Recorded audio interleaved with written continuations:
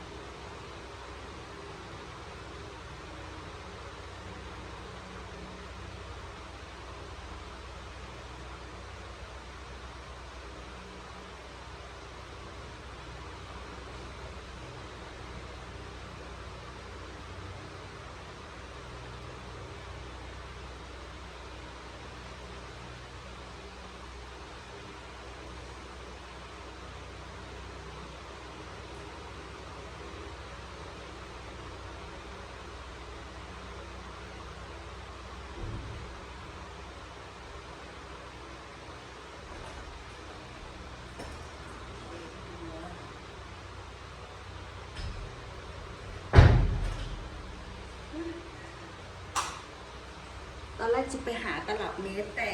ไม่เจอได้ฉากมาแทน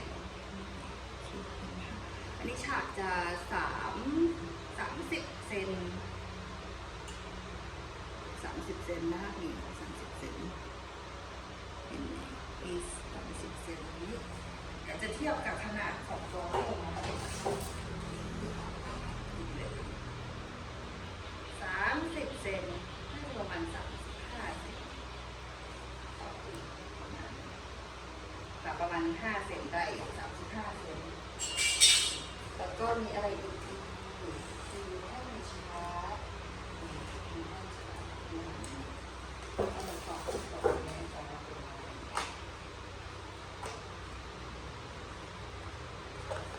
กล่องนี้ก็จะเป็น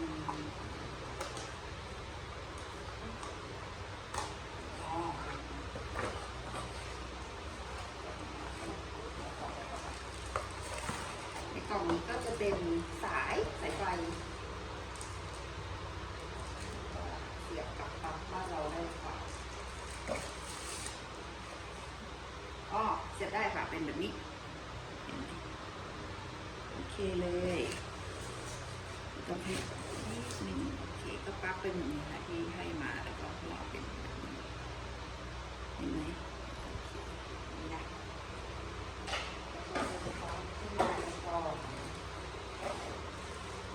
แล้วข้างๆก็จะเป็นแท่นชาร์จแล้ว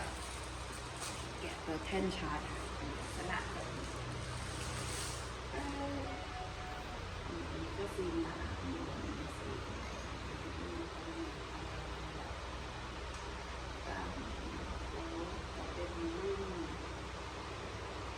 กำลังไฟอยู่ตรงนี้ปลั๊กไฟบ้านไม่ต่างปกติแท่นชาร์จแล้วต่อไปก็จะเป็นตัวเชื่อมมาห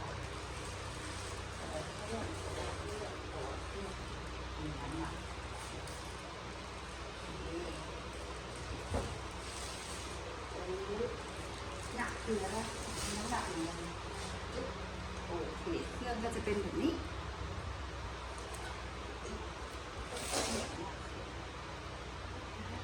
เป็นแบบนี้เลยตัวเครื่องขาวมีกล่องนี้2 คนจีแล้วก็มีโลโก้สีนี่อยู่ข้างบนข้างจะเป็นลักษณะแบบนี้มีระบายอากาศเห็นไหมข้างล่างตั้งชื่อ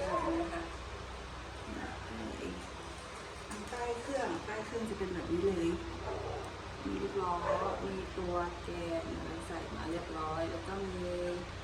ตัวที่เป็นล้อที่หมุนได้อะปุ๊บขนาดเครื่องนะคะ ใหญ่อยู่อันนี้ฉากเดี๋ยวจะขออนุญาตวัดกับฉากนะคะตัวร่วงเลยก็ฉาก30 เซนนะคะนี่30 เซนนี่ถึงนี่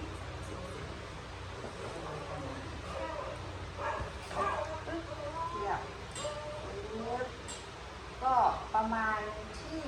35 เซนค่ะตาประมาณ35 เซนใหญ่ความสูงประมาณ6 เซนครึ่ง6 เซนครึ่ง5 วันกับซื้อรวมล้อรวมอะไรก็ประมาณ7 เซนถ้าเตียงที่ได้เตียงแคบๆก็จะแคบ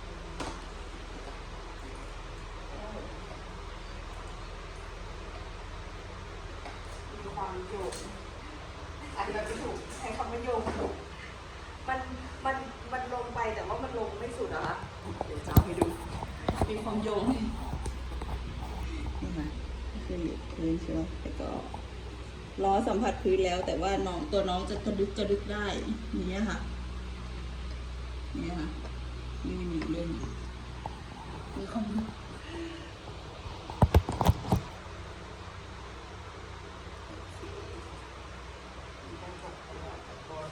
แข้งขาแล้วในห้องก็จะมีอะไรยุบ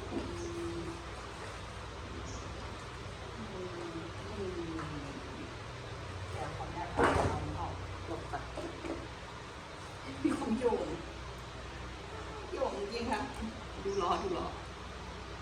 ยุบนี่ค่ะเวลาลงพื้นแล้วมันก็จะเวลาเรายกขึ้นมามันก็จะไม่ลอยเลยมันจะแบบยึกหน่อยนึง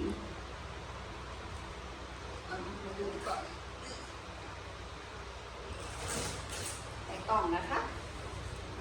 ต่อไปในกล่องก็จะมีอะไรอีกยังไม่หมดเลยหมดขอเลยสอง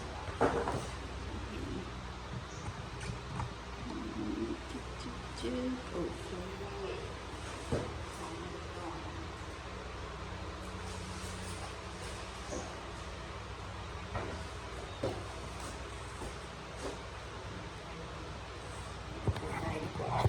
จะเห็นชัดกว่าแบบนี้ปึ๊บก็จะเป็นคู่มือเนี่ยค่ะเหลือเท่านี้เนาะในกล่อง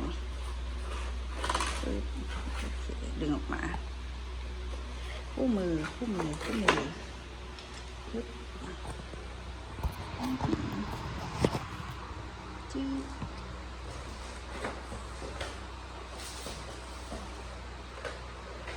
คู่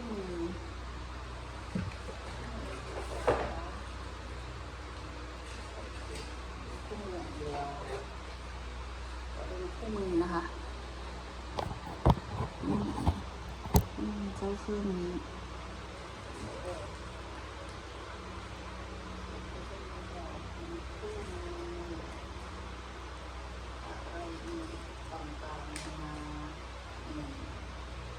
ภาษาจี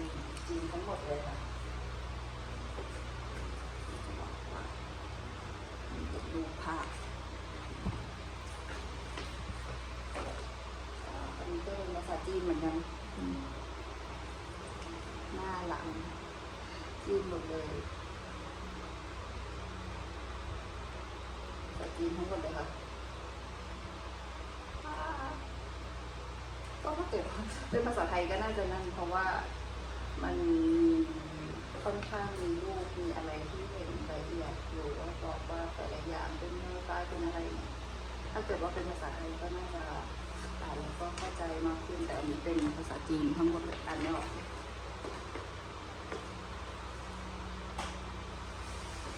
ต่อไปนะคะก็จะเป็นก็แบบนี้นะคะเป็นอะไรแป้งปากน้องไม่ใช่คิดว่าจะไม่มีใส่มาในเครื่องเราน่าจะต้องประกอบเข้าไปกับตัวเครื่องยังไม่ได้หงายท้องดู แล้วก็มีแปรงตรงนี้ก็จะเป็นเหมือนยางมันไม่ได้แข็งแบบพลาสติกอ่ะมันเป็นยางประมาณนี้ก็หมดแบบนั้น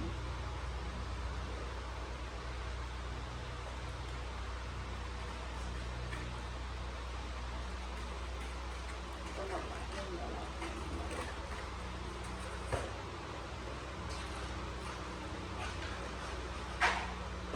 ต่อไปน่าจะเป็นแท้งน้ำเสียงเรื่องออกเลย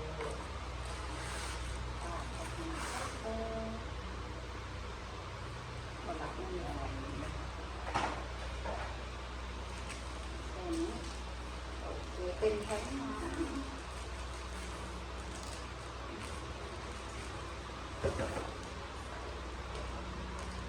แกะออกมาดู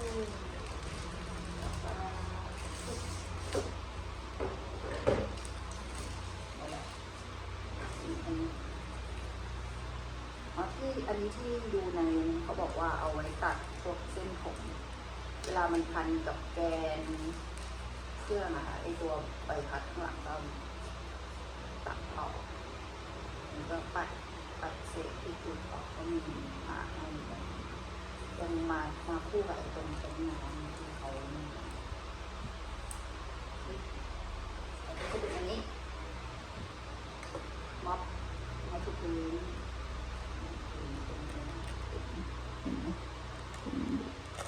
เป็นตีนตุ๊กแก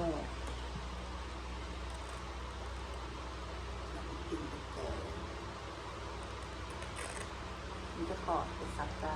เป็นเล็กๆถูกล้อลูกๆอยู่ตรงนี้ก็จะเป็นปุ่มกดไอ้นี่จะเป็นรูเติมน้ำหรือเปล่ามีลูกศรบวกเล็กๆเห็นไหมในกล้องไม่เห็นแน่เลยโฟกัสกันใหญ่เป็นลูกศรบวกเป็นลูกบวกยาวเป็นอ้อมเป็นตรงนี้เหมือนที่เติมคอมพิวเตอร์นี่เลยใส่ตรงนี้เลยแกะยังไงล่ะออกนี่งามจริงปึ๊บเสร็จแล้วก็นี่ทำอะไรเนี่ยเดาลูกก่อนขวดน้ำคว่ำลงมาเลย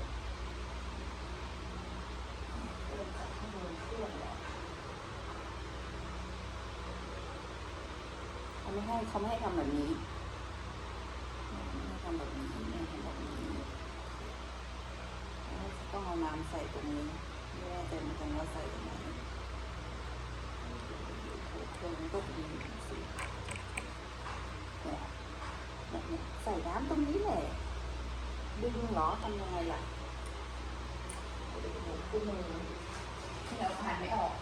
จะได้จะออกแกะรูปได้อยู่มีบอกตรงไหนล่ะว่าใส่น้ำก็ใส่ยังไงใส่น้ำยังไง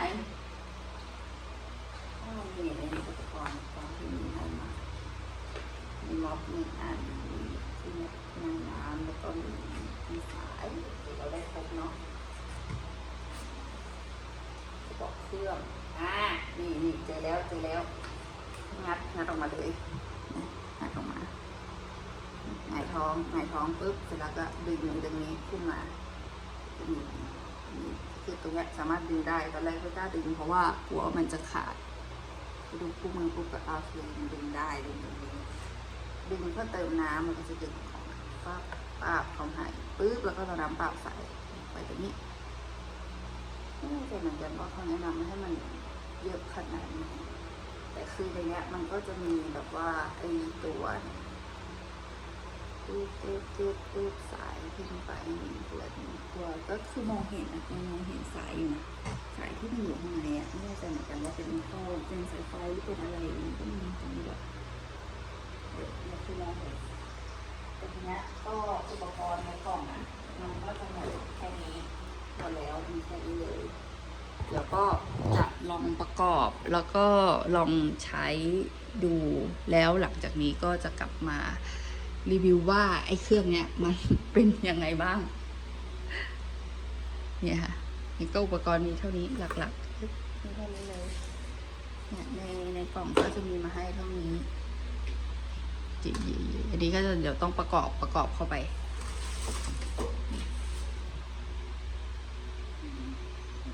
เห็นไหมมีแค่นี้แหละเดี๋ยวจะถ่าย เดี๋ยวจะงมวิธีประกอบอ่ะงมวิธีประกอบกันต่อ